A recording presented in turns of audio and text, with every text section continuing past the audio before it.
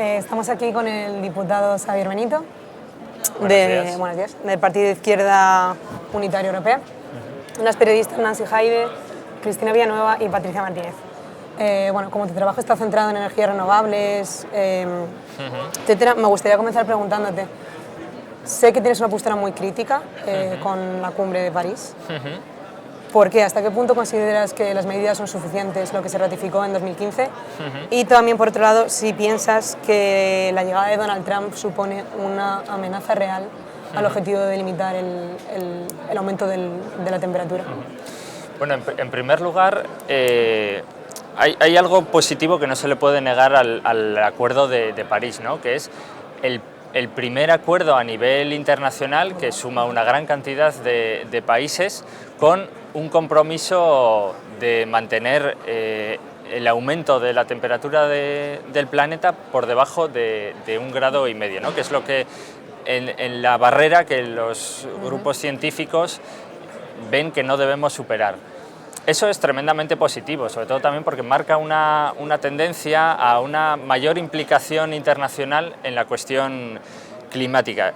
Sin embargo, a partir de ahí ya no podemos decir que sea un gran acuerdo. ¿Por qué? Porque a pesar de que se haya puesto ese objetivo concreto, no se ha dotado de los compromisos necesarios para cumplir ese objetivo. Entonces, los compromisos de los países siguen siendo voluntarios y a día de hoy los que se han presentado ante la Organización de Naciones Unidas no son suficientes para cumplir ese objetivo. Por lo tanto, yo creo que no podemos estar constantemente aplaudiendo este acuerdo, sino que tenemos que llegar a compromisos mayores, sobre todo después de lo que hemos visto en la siguiente cumbre, que fue en Marrakech a finales de año, donde pudimos estar allí en directo siguiendo las negociaciones y donde no se llegó a concretar nada más. O sea, se decía que el Acuerdo de París era el momento histórico donde se había decidido un objetivo y el acuerdo de Marrakech iba a ser donde se iba a decidir el camino hacia ese objetivo. Y la realidad fue muy distinta, muy a nuestro pesar,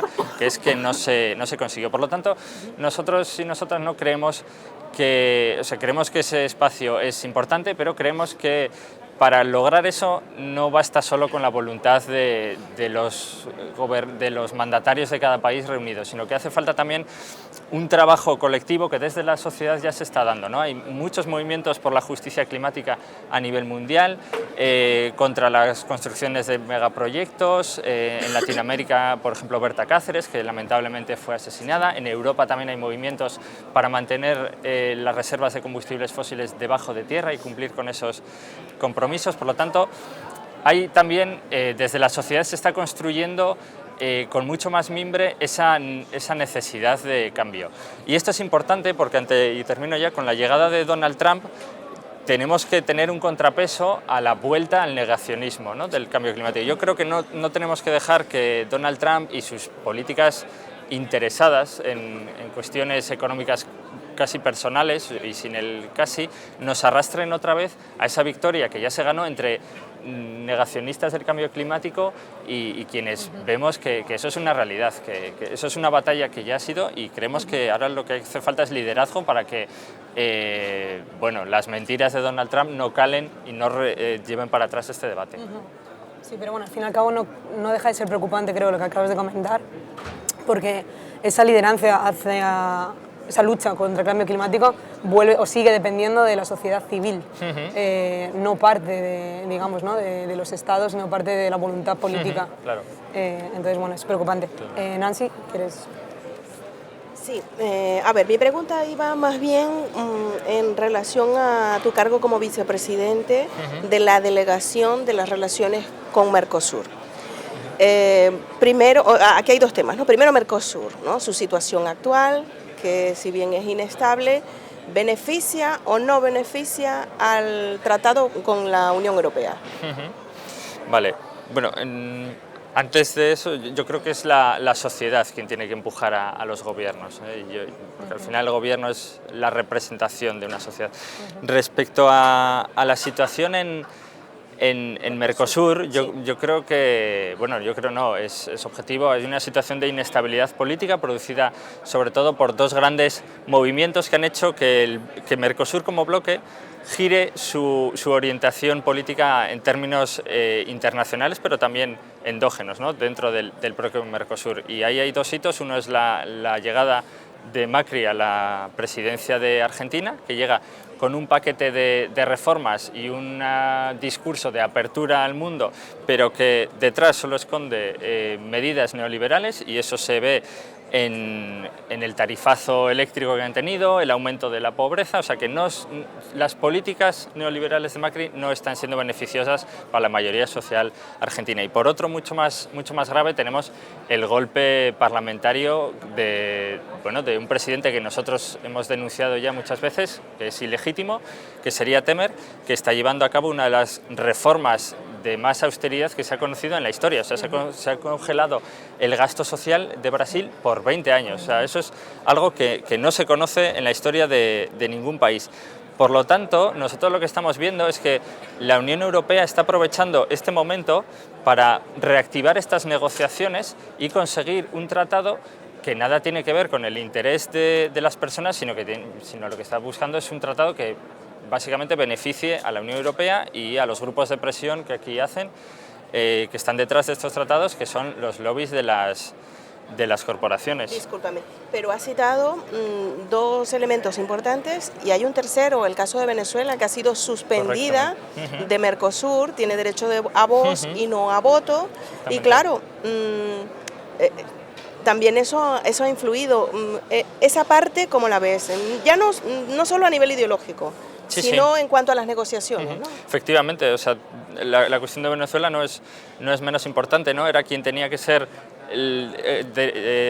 llevar la presidencia del Mercosur y bueno, por un movimiento sobre todo entre Paraguay, Argentina y Brasil, esa presidencia se la han saltado y ahora están en un proceso de expulsar a Venezuela del bloque ha sido suspendida ya del bloque del Mercosur. Nosotros siempre hemos dicho, y aquí allí en el Estado español se ha hecho mucha política electoral con la cuestión de Venezuela.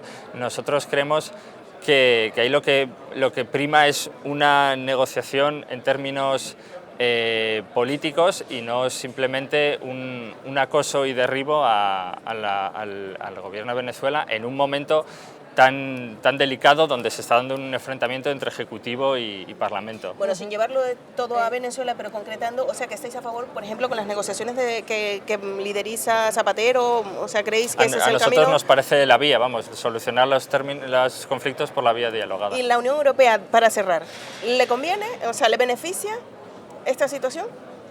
Depende que busque la Unión Europea, claro. Nosotros no defendemos el comercio como un fin, sino como un medio para generar riqueza y para que ese comercio beneficie o vaya en beneficio de la ciudadanía. Nosotros creemos que en los términos que se están negociando ahora no va en esa vía, sino que va en la vía de beneficiar a las grandes corporaciones y a las grandes multinacionales. Vale, y ya para finalizar con una pregunta un poco más global sobre el panorama electoral que se nos presenta este año, en 2017, con las elecciones, sobre todo en dos de los principales estados de la Unión Europea, como son Francia y Alemania, con Le Pen y con Merkel, y luego en Holanda con la extrema derecha como primera fuerza política. Entonces la pregunta es si se cumplen las previsiones que sitúan a estas fuerzas políticas como vencedoras de las elecciones. ¿Cuáles cree que han sido los fallos o los problemas en los que la Unión Europea ha fallado a nivel político y social para que esta tendencia política sea ahora encabece las listas? Bueno, yo lo tengo muy claro. Yo creo que lo que ha fallado es el proyecto de la propia Unión Europea. O sea, nosotros somos una fuerza política tremendamente europeísta. Sobre todo porque cuando oyes hablar el término Unión Europea, puede hacer referencia a una clase de solidaridad en clave internacionalista que nosotros creemos que en gran parte es la solución para el momento que vive Europa. Pero innegablemente la Unión Europea como conjunto de sus instituciones y como la conocemos ahora es un proyecto político que está naufragando. Por un lado, tenemos una crisis de gestión de las fronteras, como hemos hablado, que no es una crisis humanitaria, sino que detrás de eso se esconde un proyecto político de Europa Fortaleza tremendamente xenófobo, y por otro lado tenemos una construcción de una Unión Europea que en términos económicos es tremendamente neoliberal, de desregulación de los mercados, el mercado eléctrico incluso, en este nuevo paquete de energía, lo vemos también con los tratados de libre comercio, que al final ha llevado también a una senda de austeridad, ¿no? de recorte del gasto social, de privatización de servicios públicos fundamentales, que es lo que está alimentando en la base al crecimiento de la extrema derecha. Entonces, la Unión Europea y sus dos grandes fuerzas unidos en gran coalición, populares y socialistas, bueno, pues van dando bandazos y no saben muy bien cómo responder a esto. Y un ejemplo de ello es la respuesta que se está dando desde la Unión Europea al auge de hasta la hora más peligroso personaje de la extrema derecha, que es Donald Trump, ¿no? Que parece que la Unión Europea ahora está respondiendo contra Trump, ¿no?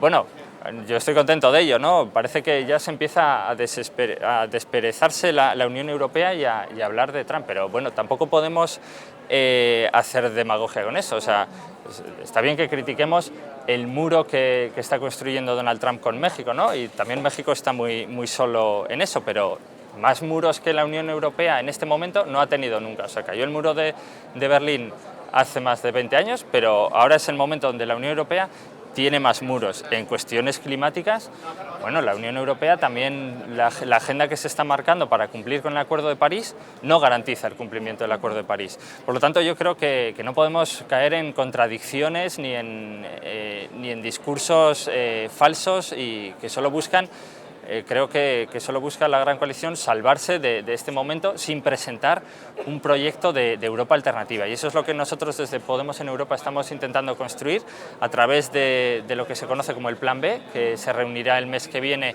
en Roma, también estuvo en Madrid y hace poco en Ámsterdam, que es el inicio de un diálogo entre actores de la sociedad civil, creemos que a nivel europeo y no solo entre gobiernos y mandatarios, sino desde la base, para la construcción o la visualización de un proyecto europeo que mire en beneficio de sus ciudadanos y no de sus corporaciones.